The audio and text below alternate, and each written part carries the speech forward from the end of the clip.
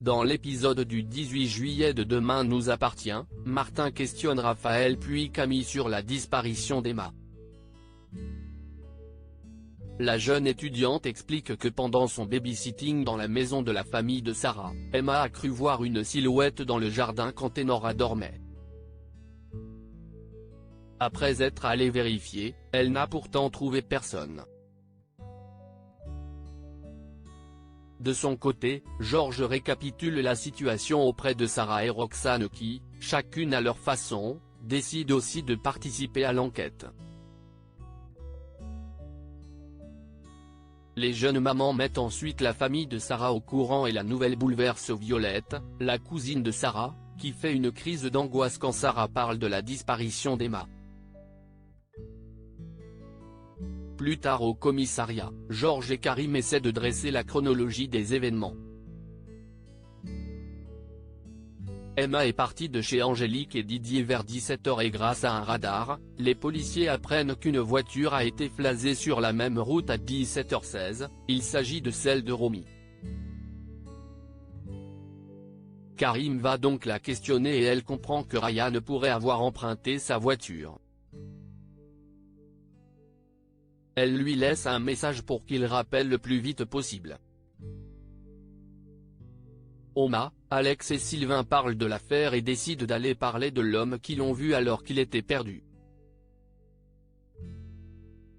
Nordine recueille leurs témoignages et grâce à leurs indications, va avec Damien faire des fouilles là où ils ont vu un homme creuser.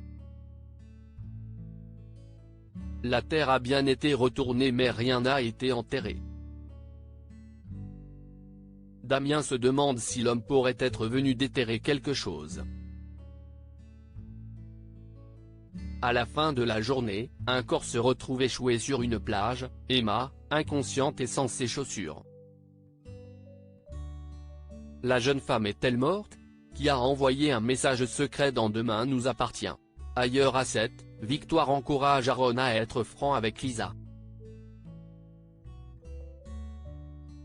Il lui propose donc une balade en quad, ce qui plaît fortement à l'ancienne policière.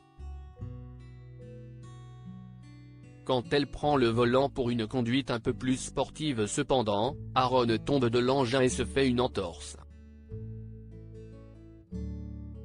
Confuse, Lisa l'emmène à l'hôpital et continue de se rapprocher du médecin. Enfin à la plage près de la Paillote, Amel, Charlie et Luna découvrent une bouteille à la mer qui contient un message romantique.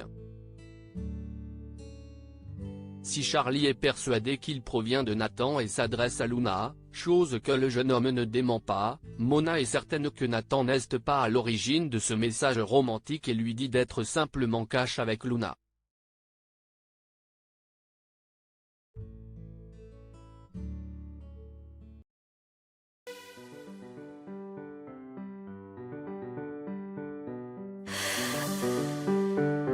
나